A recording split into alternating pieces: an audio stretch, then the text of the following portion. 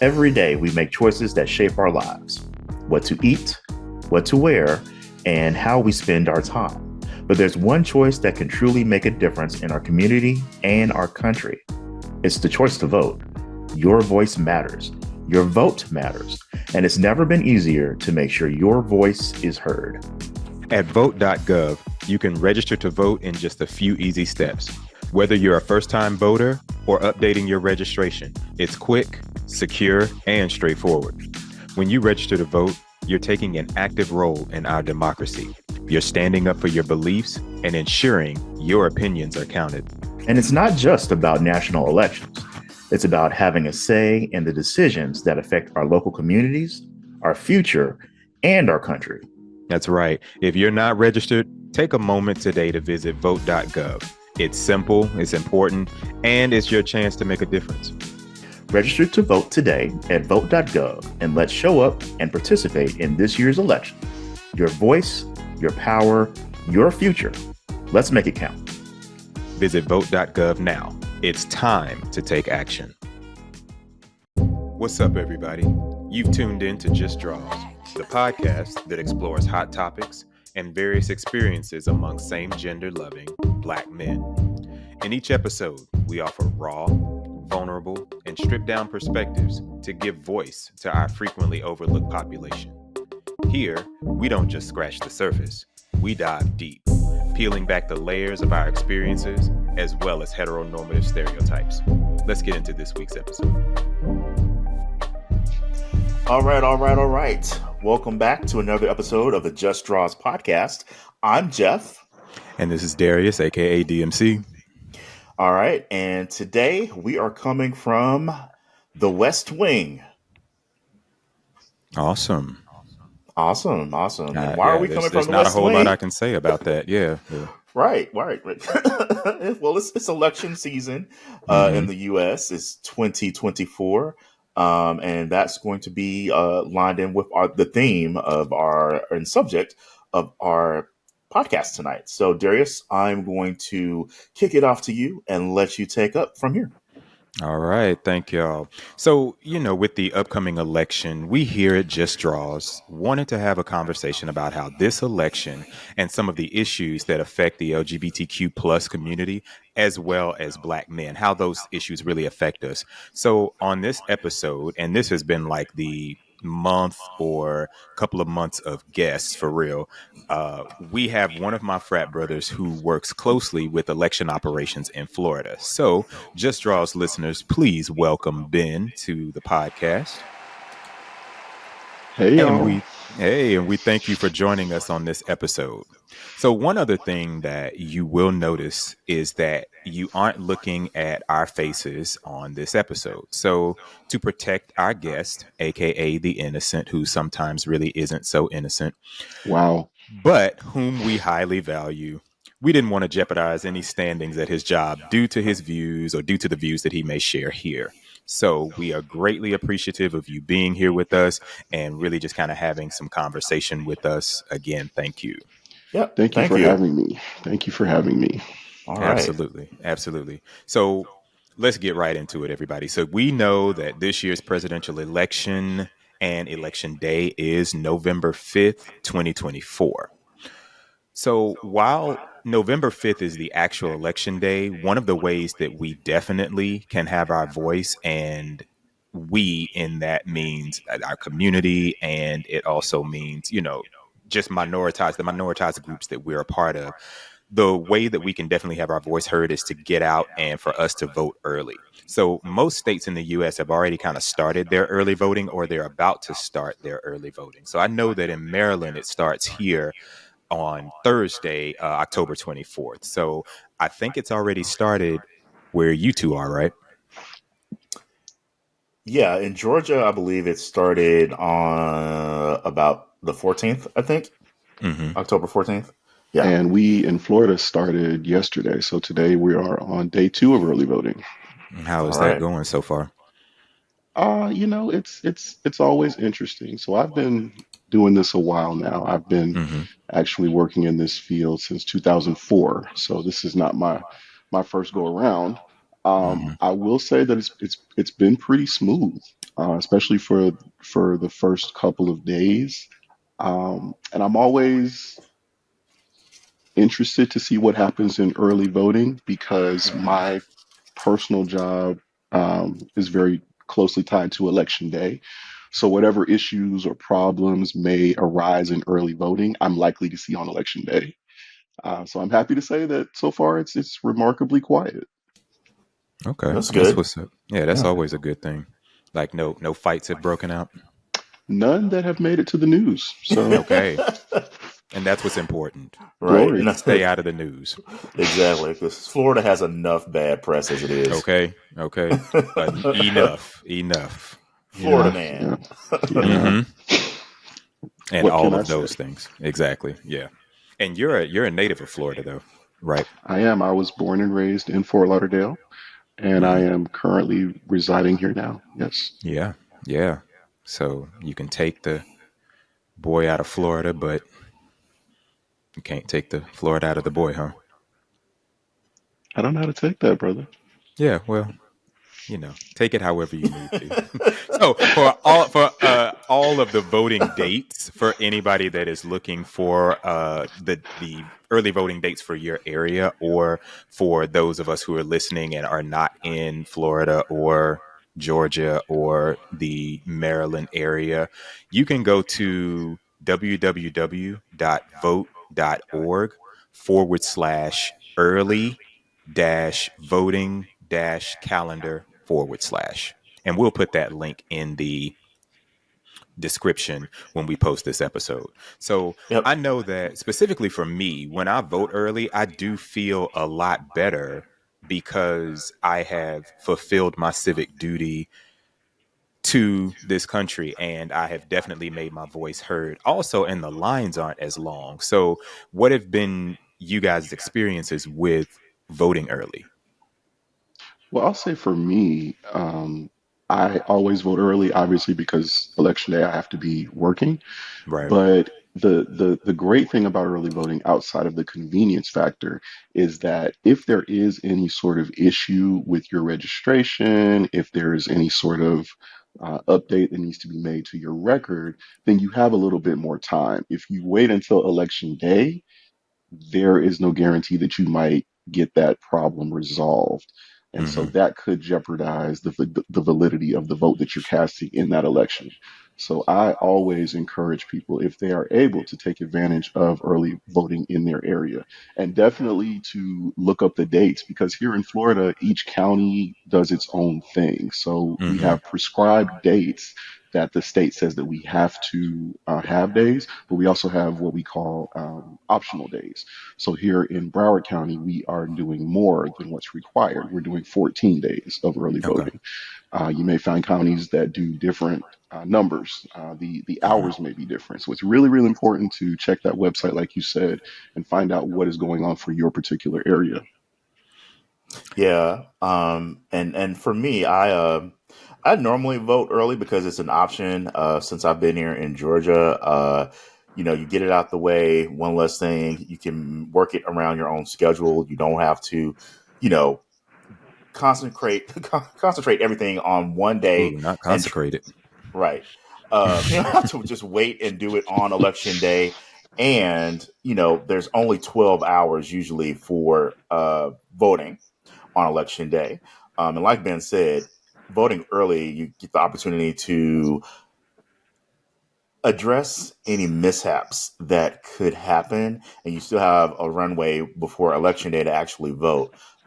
Working as a poll worker previously in the original Biden versus Trump election, um, we would see people that on election day would go to the wrong polling location. So they'd Hmm. have to go to another county or another site. And, that may not be convenient if you said, hey, I'm going to run out during my lunch break and go take care of this, or traffic may be bad. Usually states have a window where you can vote, even if you're at work. Most places you would have that opportunity where you don't have to actually get an excuse to go vote. It's just built in. A lot of companies just don't let folks know that. They kind of try to make folks scared to actually go vote. But if you're in a state where you can only vote on election day, make sure you're aware of that. You will want to look that up for your local regions and states. But you should have the opportunity to vote, even if that means that you've got to do it either before work or maybe during your lunch break. You can probably work that out with your bosses and management to get that done. But Jeff, I didn't know you were an election day worker. Yeah, I he worked the did. polls. Yeah, Yeah. I worked the polls. I did it twice. And here in Georgia, they used that system that was that Fox that sued Fox rather and won that money. I can't remember the name of the company right now, but Dominion. yeah, Dominion exactly. They use the Dominion systems, and it's all standardized across the state. Everyone uses all the counties use the same voting system, and I think that actually helps with having early voting be so effective here is because everyone's using the same platform, so it makes it easy to tally votes, and everyone knows how to work the system. So yeah, it was fun. And very interesting experience. I'm glad I did it. I considered doing it for this election. For extra little cash, a little quick money, working that poll. But I decided not That's to right. this That's year. right. Make it rain. Yeah, I just decided not to this year. I just didn't want to kind of deal with the hassle of it all. But it was a good experience. I enjoyed doing it. I was one of the people that was selected to take the chips from out the machines and take them to the central processing office. Okay. So that was kind of fun. So a little inside information on that. So usually what happens is once the voting machines are done for the day and they run the processing, everything's saved to a memory chip. So most polling locations, I think all polling locations will have two runners. They both take separate cars. They usually would leave at different times and take different routes because there is the concern that if something happened to me on the way to the polling location or the processing location, the other person would be able to still deliver that tally.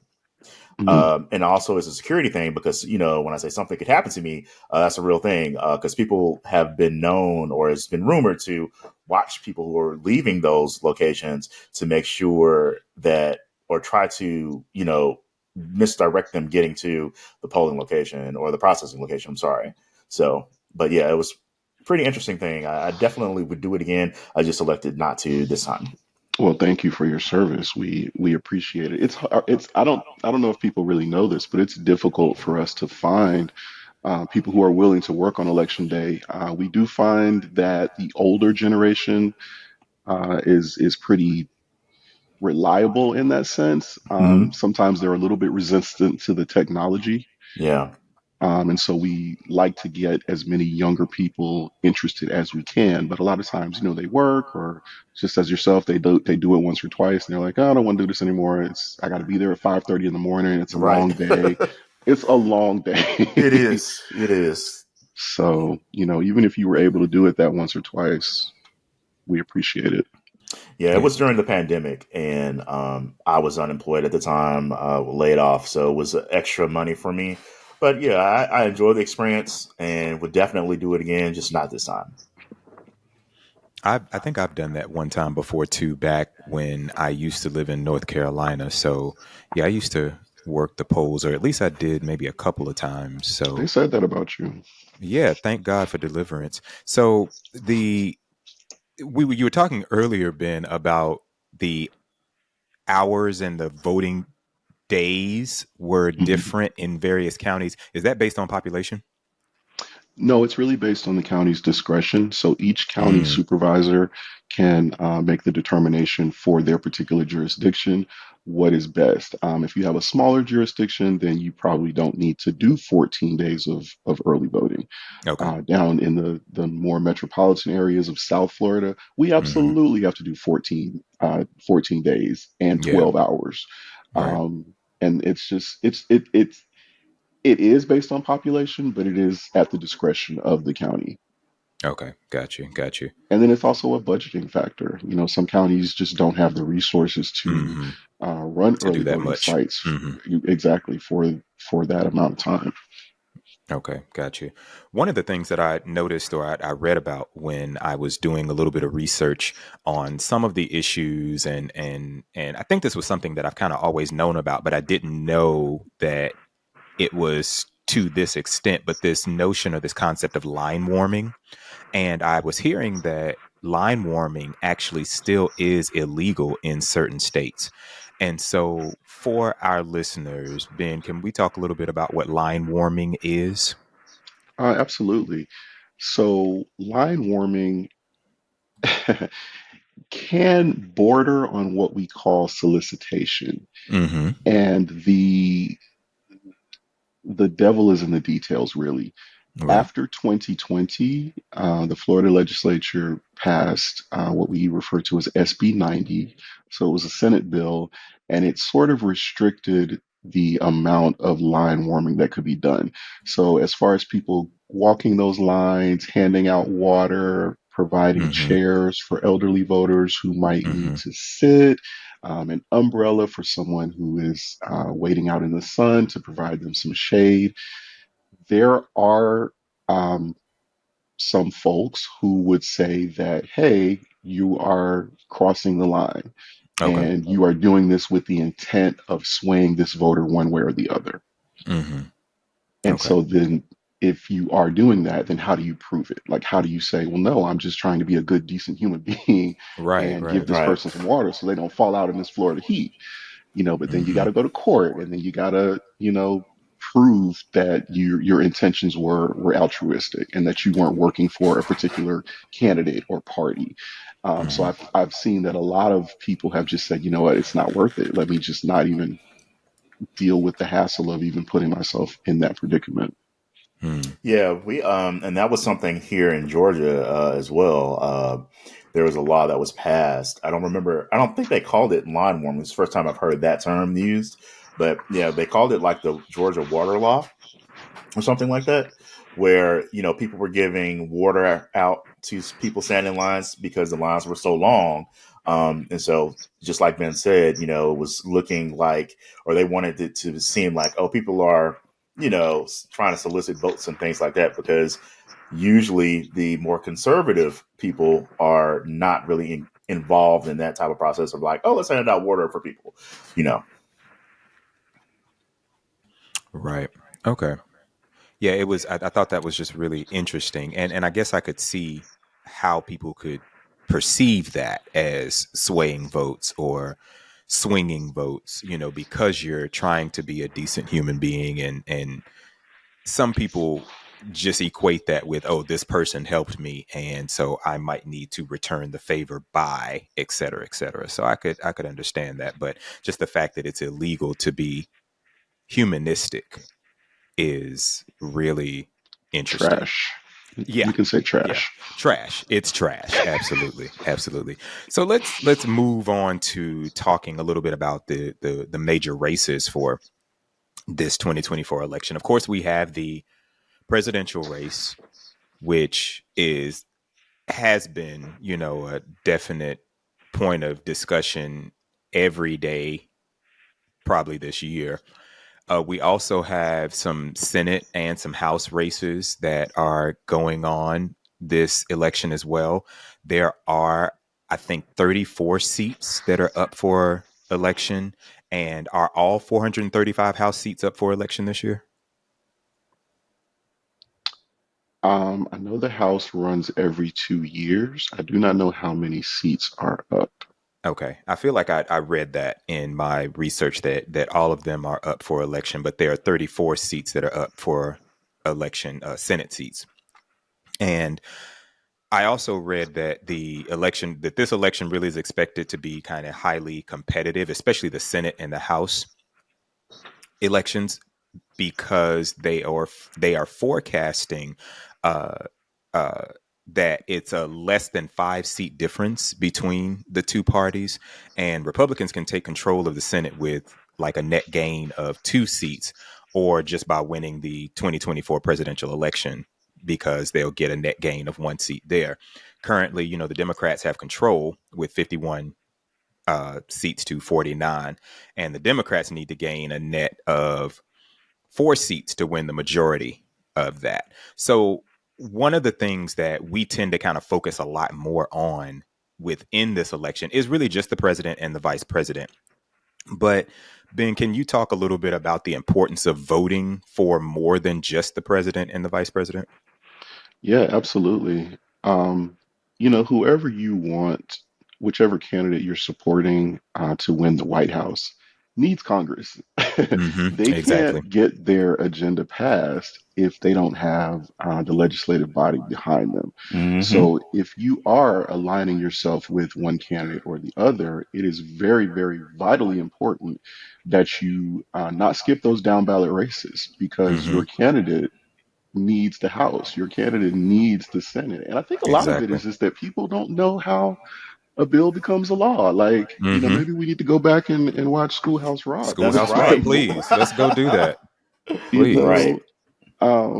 but Congress matters. Elections have consequences. So if again you favor one particular set of issues over another one, I would suggest that you look at those Senate candidates. Look at those House representative candidates that also align with your values, so that they can help your candidate get their stuff done.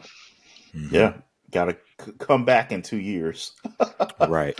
Right. Hmm. And I And know one that of that the, was one of the things that people talked about a lot when Obama was in office, the idea of, oh, Obama didn't do anything, Obama didn't do anything. But it was we didn't go to the polls and give him the Sure didn't. support that he right. needed to do the things that he needed to do. So, we can't put all of that on him. But what were you going to say, Jeff? Yeah, I was going to say, in addition to things like that, getting the president or your candidate the support that they need to actually get stuff done. Like Ben said, there's other measures that people would be interested in voting as well, not just for the president. Like I know Florida, South Dakota, North Dakota have bills on the line or ballots about legal use of marijuana. And I hmm know that is very interesting to a lot of people. And, they would be behooved to go out to the polls for that. That's one of those, you know, hot button social issue things that people like to vote on and really can get people out and galvanized as well, towards that issue. Right. And then here in Florida, we also have access to abortion. So that's another hot button issue that's likely to drive voter turnout here in the Hmm. Sunshine State. So hmm we I'm shall glad see. you, yeah, I'm glad you brought up the idea of voter turnout and polling trends, but or not, but it's really important that we engage all voters, especially if we're trying to advance this country, and particularly engaging youth, other minoritized groups, which include like LGBTQ plus, and really a lot of first time voters. So, been having worked with the elections or the elections process in Florida, are you seeing any trends in voter engagement among some of these minority groups? You know, every election is different. Every presidential election is different. Mm, What I will say and what I always say is that the number one driver of voter turnout is candidates. If mm, voters are excited about a particular candidate, they're going to show up, they're going to turn out. Hmm.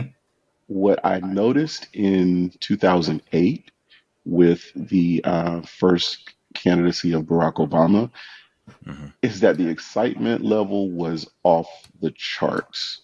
mm, It was crazy. It was pandemonium. mm. 2016 with Hillary Clinton versus Donald Trump, not so much. Okay. Uh, and I think that there was definitely a group that was excited to come out and support both of those candidates. But what I will say is, especially among Black and Brown voters and younger voters, not anything in 16 like what I saw in 2008. Mm, So with this year in 2024, having another woman at the top of the ticket, a woman, a Black woman, a woman of South Asian descent, I thought that I would see something along the lines of the excitement that I witnessed with President Obama's first campaign. And I honestly can't say that I've seen that so much. I have not seen it to that degree. Why And do you I'm think that wondering is? if that's, I have some ideas. Hmm. Okay. I have some thoughts about it. I'm wondering if that's just down here. I'm wondering if maybe you guys see something different where you are. But I will say that while there is definitely excitement for Vice President Harris, it doesn't quite compare to the level of excitement that I saw from younger voters and from Black and Brown voters in 2008. Yeah, I know that on Twitter, there's been a lot of discussion on black men not being too keen on voting for Vice President Harris. Hmm. And, because the discussion and discourse has been, well, what is she going to do for Black black men. men? Hmm. And a lot of times people don't really understand that government, works from the bottom up. And usually, in my perspective, it's like the president is like the head, the CEO, but you want to really kind of talk to your line manager to actually get stuff done at your company. Hmm. So yeah, so that's going to start with your city council representatives and your mayors and your senators and governors, before it gets up to the president. So I kind of feel like the apathy that black men have, or a certain selection of black men, it's not all of us, um, but there's definitely a level of disengagement and disinterest in even voting at all. Um, Yeah, and as there's I a mentioned lot of Yeah. that. before, Yeah. yeah, like, and that's why I mentioned, about marijuana earlier, is because that's something that a lot of these people that smoke would be interested in, getting that passed. So you would want to go to the polls. You're going to be there anyway. So you want to vote regardless for the president. And I believe when people vote for these third party candidates, when we have a two-party system and that candidate has no chance of Whew, winning, don't it's get me like, started. right, Hmm. Yeah. you're just basically kind of wasting your vote. I would rather them vote for anyone that's in one of the two parties instead of not voting for someone that's definitely not going to win regardless, just because I'm going to protest vote but not make any changes. And then once everything happens that I said was going to happen, I want to complain about it, but I didn't even vote in the first place. Or I didn't Hmm. vote for a candidate that was even viable. So I really feel like those people or those men that don't want to vote for her because they don't feel like there's going to do anything for them, it's really not about that. You should have some empathy for, Hmm. even if, hey, that's not my candidate, I don't think that she'll be able to accomplish everything just for me. However, I see that she's reaching out to this group, she's reaching out to that group, she's, And she's reaching going out through to this people process. who, yeah, she's reaching out to people who these black men and who we black men Right, love and right, have in our circles.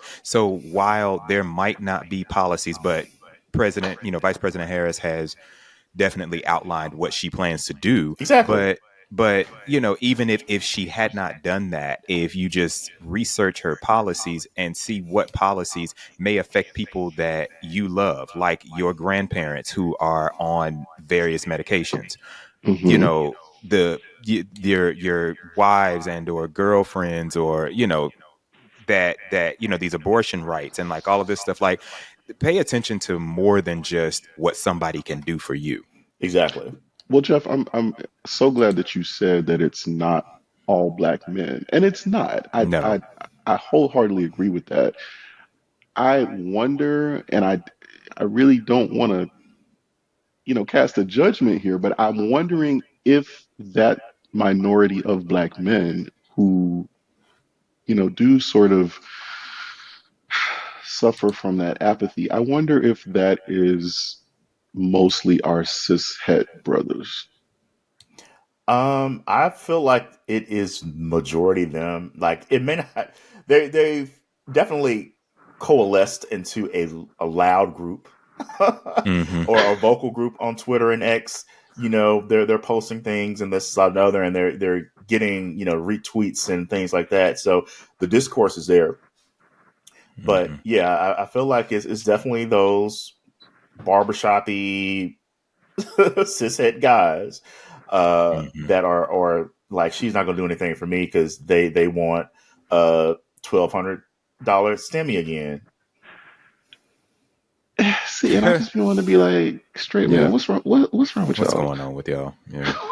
What's what What is hurt this about? y'all? I don't know. I don't Okay. Are there really any issues that we can kind of identify that directly or would directly affect the LGBTQ plus community?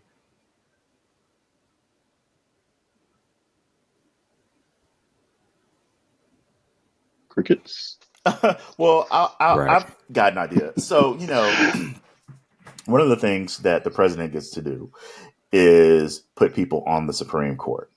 And Hmm. right Hmm. now, we have a majority conservative court right now. And Hmm. so, last year, women lost abortion rights. And I feel like if we continue on a path where we have a more conservative leaning Supreme Court, that rights that we have as Black people, rights that we have as gay people, trans, and even more women's rights could eventually erode. And if we're not keeping the eye on that possibility, and that was one of the major things that I know for me, well, what was important for me to vote for Hillary um, back then when she was running was because I knew that everybody that was on the Supreme Court that was more conservative, I'm sorry, that was more progressive, was getting ready to go on to the upper room. Mm-hmm. And knowing that, I was like, yeah, she's going to have the opportunity to put someone on the Supreme Court because I believe they ended up blocking Merrick Garland, which was Obama's pick to get on That the was Supreme Court. that was nasty work, baby. Right before he was leaving office, only to get Trump in, and then Trump gets to put two people on the court, I think. No, So he did. yeah, He appointed three.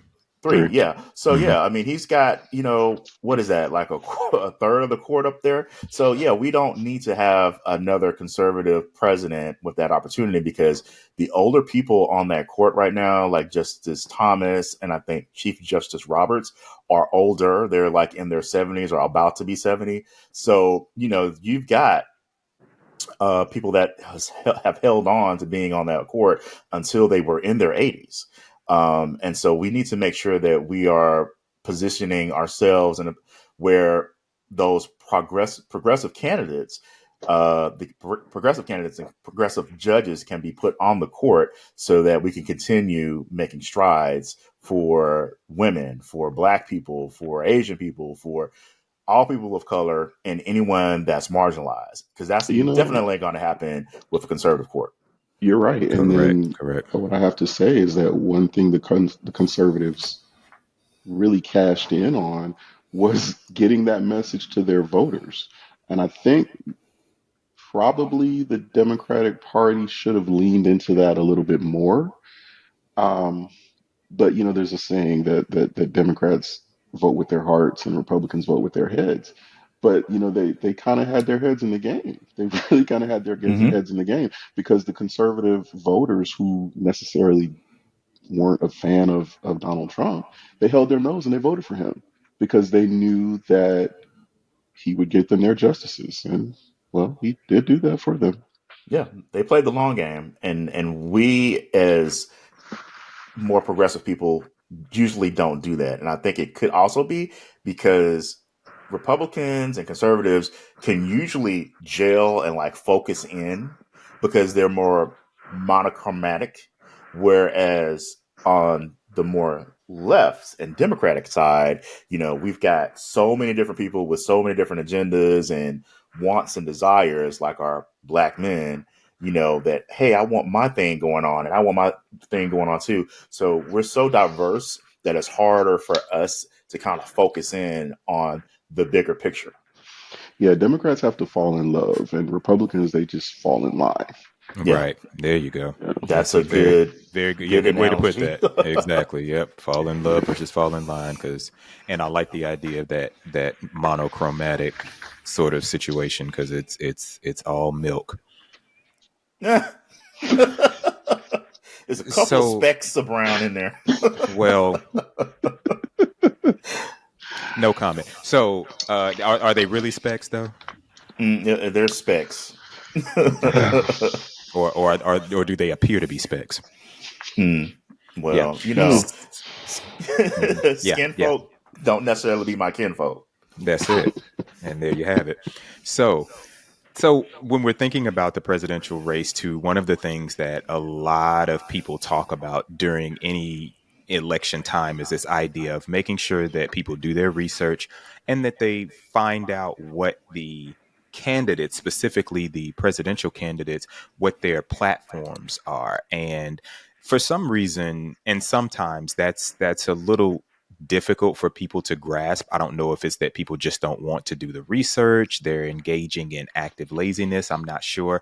Or, like you all said earlier, that people are just kind of voting with their heart and what they feel. But I did do some research and had done some research earlier on each of the candidates' platforms.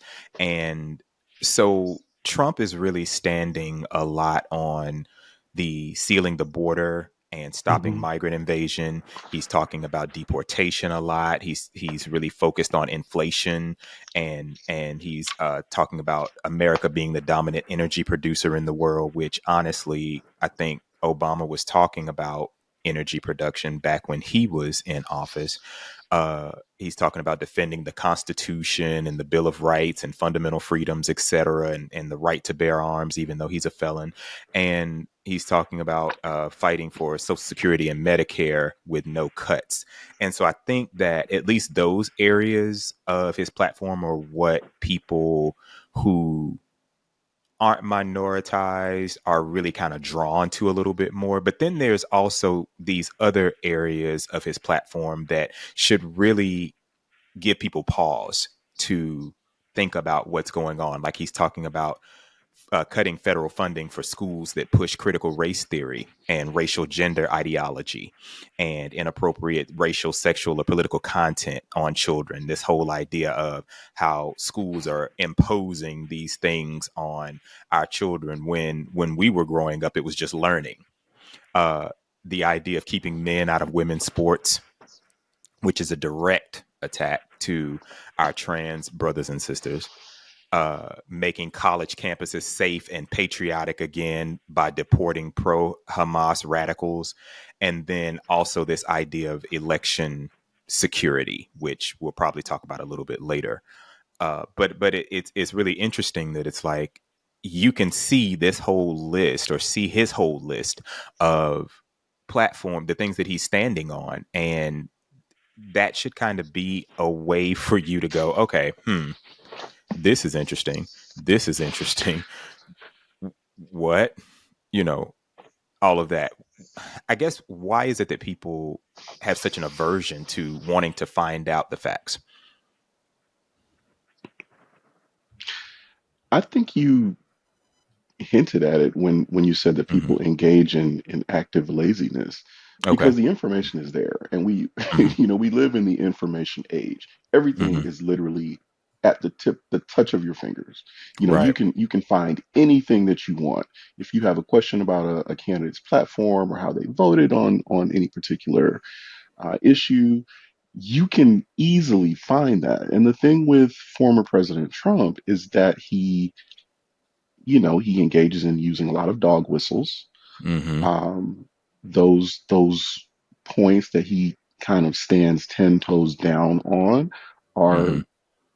steeped in white nationalism, Yeah. quite frankly. And Hmm. white nationalism is a hell of a drug, especially when it's dressed up as patriotism. Right. And he's able to gin up and rev up his supporters by using this language that really sounds like America first, America first. But Yeah. really, if you look underneath, if you just kind of scratch the surface, it's very patriarchal. It's very hell, racist. Racist, right? Yeah, that's what I was gonna say. Let's just call it what it is. Yeah. And there are people who just don't want to Asinine. see that. Yeah, well, that goes without saying. Of course. Yeah.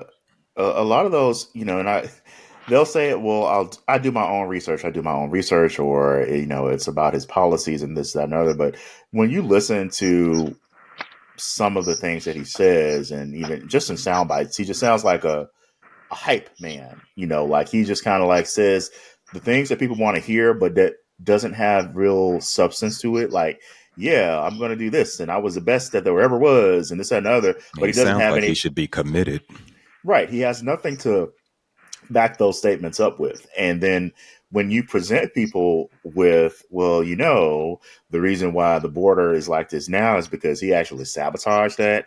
Mm-hmm. Oh, that's okay, because this, that, and other, because they like him so much and they don't want to They don't want that say, tarnished. they don't want to tarnish, but they also don't want to appear that they were wrong.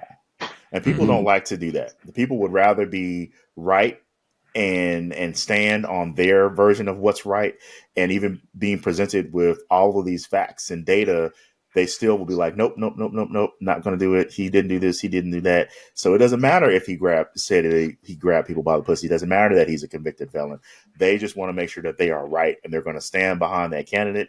And because a lot of it, like, Ben said, is Christian nationalism. Yeah. Versus, we have his platform, but then versus we have Vice President Harris's platform, where she's talking about things like cutting taxes for middle class families, making rent more affordable and home ownership more attainable. She's talking about growing small businesses and investing in entrepreneurs. She's talking about bringing down the cost of healthcare, which directly affects a lot of people within our families and may even affect, us if you're on medication.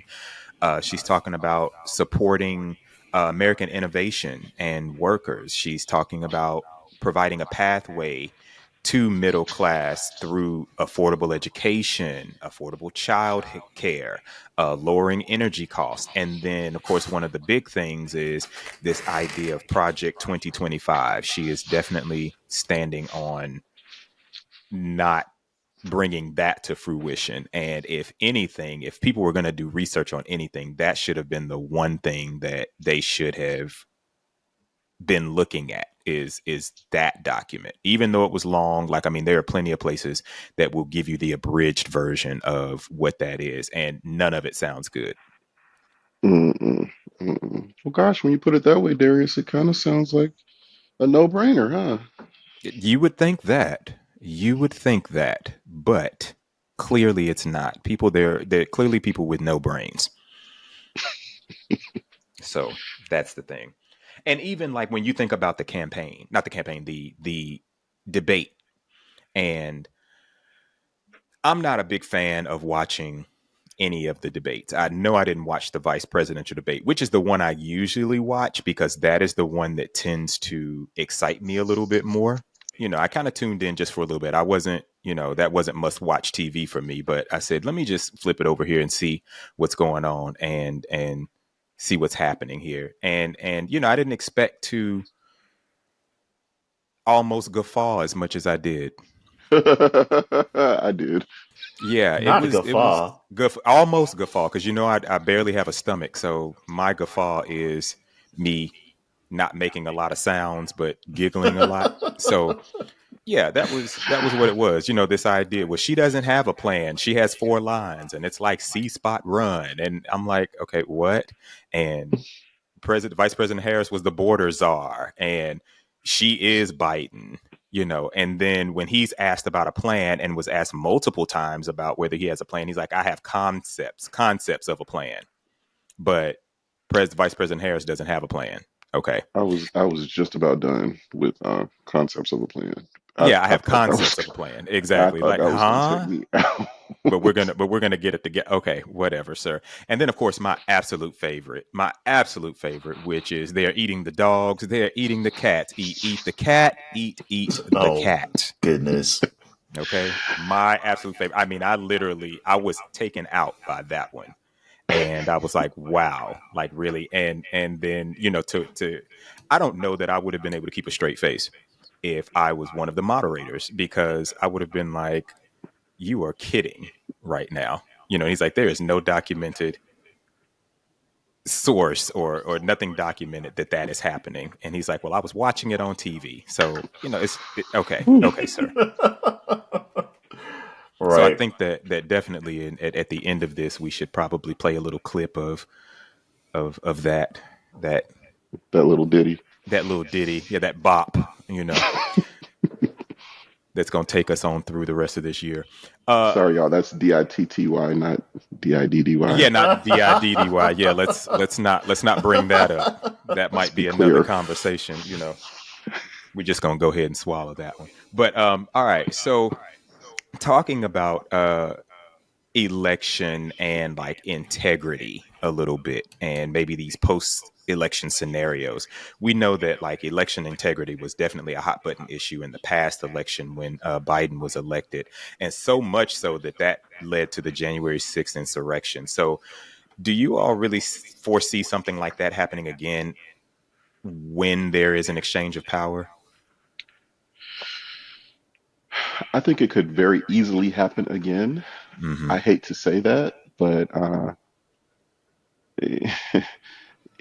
2016 taught me to never say never Mm-hmm. and to Hmm. never underestimate what America can and will do. Um, it's so interesting being in the position that I am because, and let me be clear, if I was not clear before, let me be very clear.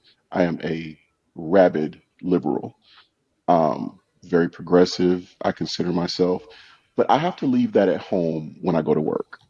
So the Right. whole notion of my job, of any election administration official, is that you take yourself and your beliefs out of the process because you have to have a love for the fact that we get a chance to literally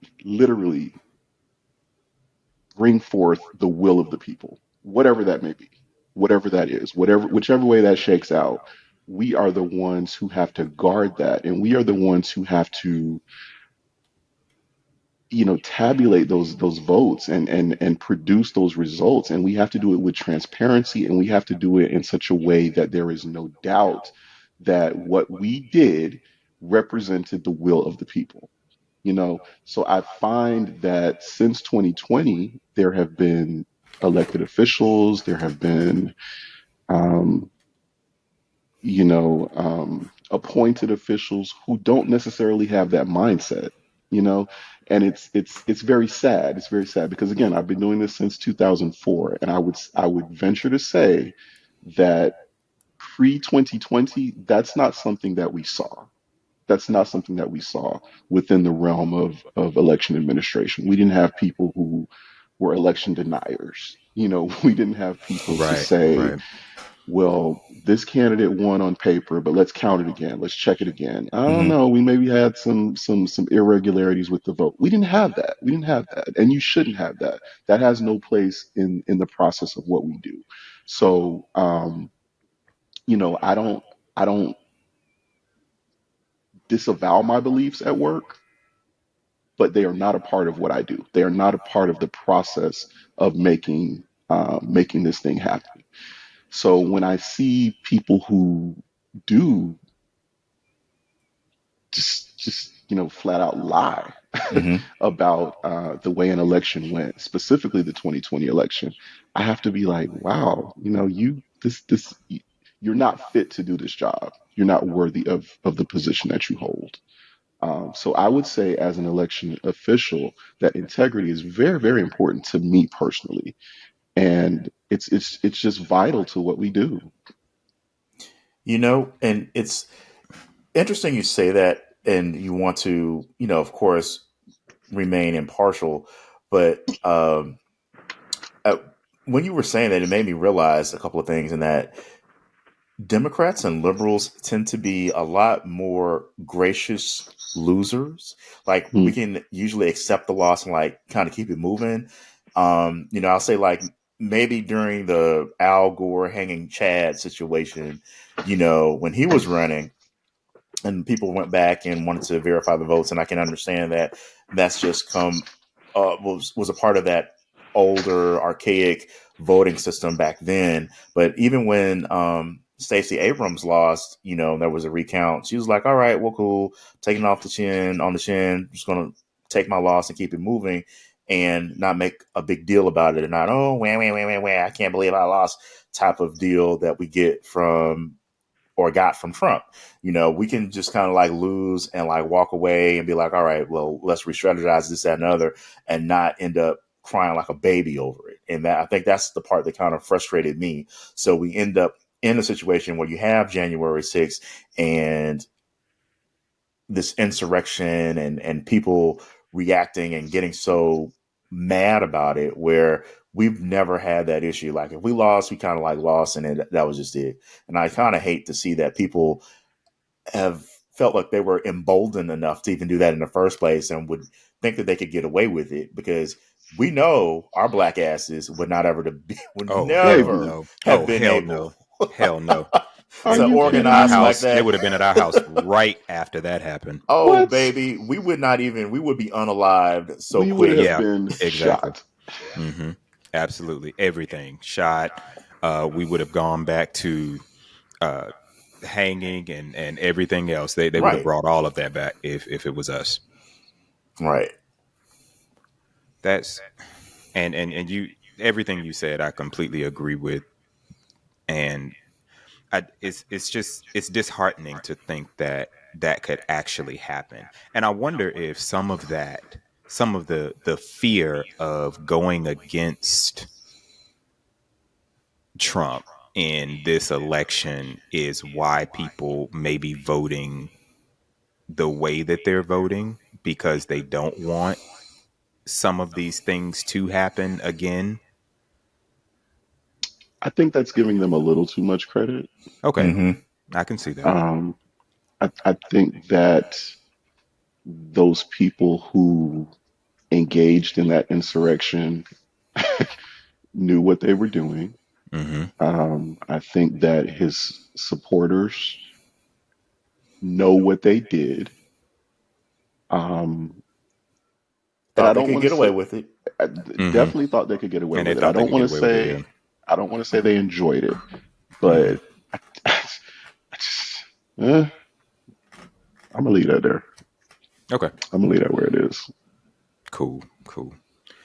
I know that one of the other things that has helped a lot of the candidates, especially in the past so many years, really has been the role of social media and technology within the campaigns. So the American Bar Association reported back in 2020 that in the past, of course, vehicles for political ads were, of course, newspapers, direct mail, radio, television, etc. But in 2008, Barack Obama became one of the first candidates to use social media advertising in his campaign. And that year, candidates spent a total of $22.2 million on online political campaigns. And then since then, online political advertising kind of really exploded in 2016, where candidates spent $1.4 billion on them. And other research has also corroborated this by saying that social media has become a primary method of campaign. So while candidates are spending more money, for these campaigns, really, do y'all feel like there are any evils to this type of engagement? I mean, except the fact that I get inundated with text messages and hmm hmm You can begging me donate for five money. dollars today and help this campaign. Right. hmm I think it's great actually. I love it. I think that it's been a way to get younger voters engaged in the process Yeah. because that's how they get their news. They hop on TikTok or they hop on Facebook or on X, and I think they ingest a lot of their current events that way. So I do love that it's brought younger voters into the circle, so to speak. But the other side of it is that there's so much disinformation because you can put anything online, Right. obviously, And and especially with the fairly role of AI and, right. this idea of deep fakes, yeah, that was another thing that I Yeah, was and thinking about. it's fairly unchecked. There are certain platforms that will just kind of let anything go. So I think that we as an electorate have to be very, very careful in sourcing the news that we consume, and just making sure that it's from a reputable source, that it's not just somebody in the basement making stuff up, Not just because an influencer that has 100,000 followers, exactly. but no journalism background. No. So it's a double-edged sword. Yeah, I mean, I definitely feel like using TikTok and X social media, you're meeting people where they are. And if that's where, you know, you've got a new generation, a new crop of voters becoming 18 every day, you just have to do that to try to get them as early as possible. And I believe, too, that with that, as you mentioned, you can spread information and you can spread it very quickly because once something gets traction and gets viral and gets reposted and shared and stitched and all of that, that message can repeat and reverberate over and over and over again. So it's important that the facts are the facts and are true versus things that are just kind of opinions or just an outright lie, because both can spread easily as fast, and the lie can, whatever sounds juicy is going to spread the fastest. So it's definitely part of making sure that we've got reputable sources and that people that are these talking heads on these shows on TikTok, on social media and YouTube, really are vetted and say, hey, I'm a researcher. I am a political science, major. I work at this university. I do this, I do that. That they actually have the credentials to spread this information and they're vetted, not just popular and cute. You got to make sure you add cute in there. Right. Because there's some cute, Christian nationalists, if you like that vibe. And those Are you ladies, though? yeah, I mean, they look, they're cute for what you get from bleach blonde, blue eyed type. So for them, yeah, she's cute or whatever. But yeah, you've got those uh, girls and guys out there, spreading information for the more conservative side because they look like those folks. So yeah, it works both ways.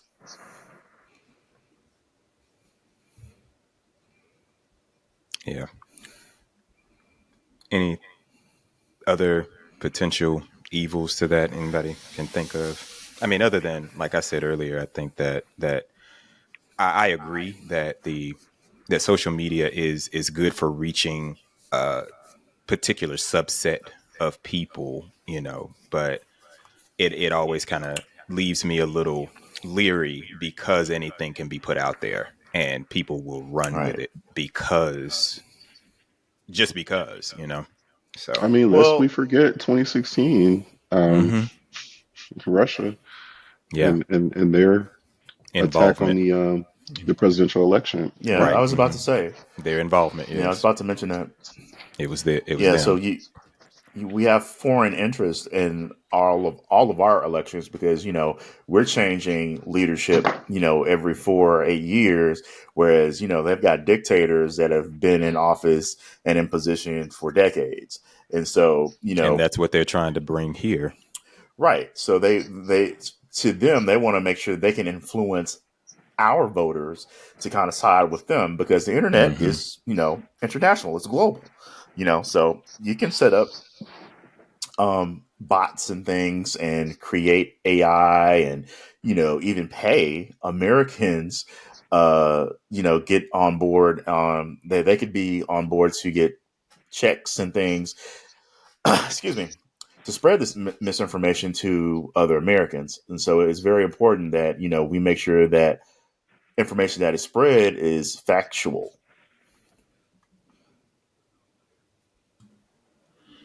Exactly. Why do you think, or why is voter education and voter engagement so important for our community? How long do we have? Eh. Whatever uh, you need, but not too long. again, I think if we just go back to civics and just understanding how laws are made and then how those laws can affect people in our communities, our family members, our friends. I think it makes it harder for people to sit with that apathy that we talked about earlier. Because if you really, really understand the consequences of your vote, um, and the consequences of withholding your vote, I would like to think that as you know, Black people especially, we would want to harness our power and we would want to make sure that our interests are represented, and that our voices are heard. And it could be a lot of times that we just don't know. Um, Not even necessarily in the case of younger voters or younger citizens, maybe even older people. Maybe they just don't know.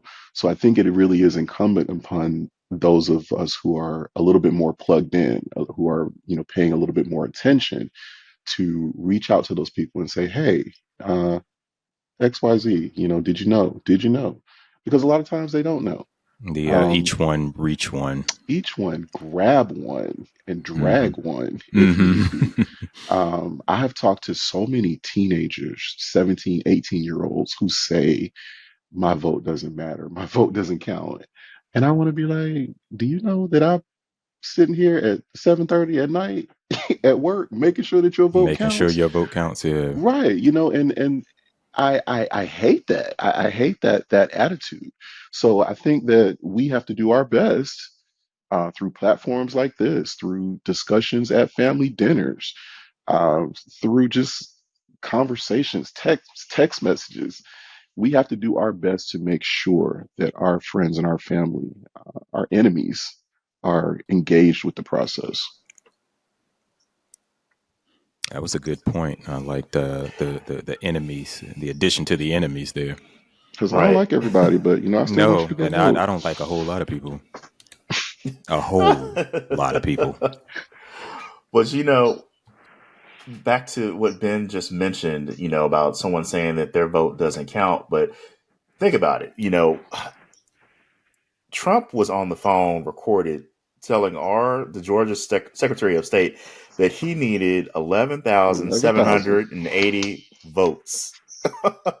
11,780 votes. And so that's not a lot. That's not a lot of people at all. That's the population of a college campus. That's, A concert attendance. that's a concert attendance at an amphitheater. That's not a lot of people at all. But that's all the difference that it would have made for him to have won this state. So every vote put together piles up and piles on, and that's what we have to make sure that those young people, or people that feel that their vote doesn't count, it actually does. That's the point that we need to make sure that we drive towards those voters. It's so hard though sometimes because they are so set in what they want to believe, and they're so fixated on what is tangible for them. So sometimes it's really difficult. I mean, of course, I teach young people, and not that we have these sort of conversations, Mm-hmm. but we're having conversations that are adjacent to making decisions and standing in what you believe and research and making informed decisions, things of that nature. And it's so difficult sometimes to get people to understand that the things that you do or don't do can cause a domino effect that you may not even be able to see right now, Hmm. but it will affect you. It is, brother, and people are hard headed, but That's why your job is so important. That's why my job Mm-hmm. is so important. Mm-hmm. And I pray that we don't grow weary in our well doing, because Mm-hmm. even if we can convert one, Right. Yeah. Yeah. that one might The convert ripple and the 10. the pebble in the water. Right, Right. exactly. Mm-hmm. Yeah. So, we have to do the best we can every day. Yeah. So, how can our listeners get involved, whether that's through volunteering, working through the polls, or just spreading the word? Well, as I said earlier, it's there's always a need for election day workers. And it's a long day and it's not a lot of money. But in most jurisdictions, you just have to be a registered voter in that area. And that is a really, really great way to help out your community. I would say, research your candidates, get in touch with you know, uh, interests that align with your beliefs, and see what you can do. Do some phone banking, do some canvassing. There are all sorts of ways that you can get involved um, at the grassroots level in making this thing called democracy work. Excellent. Excellent. So, you have a call to action, listeners. Get out and get involved, even if it's not necessarily by working the polls or definitely you may not have time to phone bank or canvas, but at least you can help or get involved by spreading the word. If you've done the research and you know that there are people in your immediate familial or social circles that have not done the research, you need to share that information with them, and you need to let them know that this is important, that our voice matters and their voices matter. And if we want to continue to have what we've had in this country, that we all have to kind of come together and make sure that that happens. And then you got to drag their asses to come vote with you. And yeah, and do that too. Caravan. You really Caravan to Caravan, the do. poll. carpool, all of Wall. that. Yeah. Yeah. And also, you mentioned that too. You want to also check to see offers from rideshare, because I believe here one of the rideshare companies does offer discounts going to polling locations. So you may want to look into that for your local area. Mhm. That's good. And just make a plan to vote. There's a lot of campaigning and advertising around that concept, but make a plan to vote. Are you going to vote early? Are you going to vote by mail? Are you going to vote on election day? What early voting site are you going to go to? Have you already requested that ballot? Do you know the deadlines to do these things?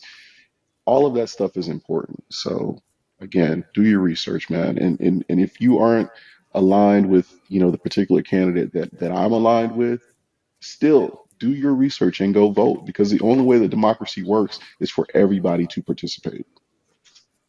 And participate at every opportunity. So a couple of Mm-hmm. months from now in the spring, I'm sure there'll be elections for other things like judges and city council people and things like that. So don't just get hyped over the major election of the president. There's other local things that are going to have a greater direct impact to your daily life that happens in your county, in your city, than that'll happen later on if there's not a referendum or something that's on the ballot this upcoming election day in November. Absolutely. Absolutely. So I just want to take a moment to sincerely thank Ben for joining us on this podcast. Your Yes, thanks. insights, yeah, your insights on all things election were incredibly valuable. I know that our listeners will gain a lot from your expertise and your experience, and it was a real pleasure having you. Hopefully we can have you on again for something that is not so election heavy. Thank you guys so much for having me. I would love that. And thank you for doing it audio only so I didn't have to go get a haircut. Yeah. Yeah. Yeah, we're flexible here. We started on audio only, so it's no problem going back. So are you in your Cornell West right now? Listen, it's there's Because I've seen you in that phase a few times. So we're not quite there, but we're okay, well on the way. but We're we're well on the driving way. real close up to it. We are right on the line. There we So, go. That's it. We're on that border. yeah. The borders are. All right. Thank y'all for joining us. Peace. Peace out. Later. In Springfield, they're eating the dogs, the people that came in. They're eating the cats. They're eating the pets of the people that live there. And this is what's happening in our country, and it's a shame. We hope you enjoyed this episode. Now be sure to like, share, and follow us on YouTube, Apple Podcasts, Amazon Podcasts, and Spotify at Just Draws. That's JUSTDRAWZ. Until next time,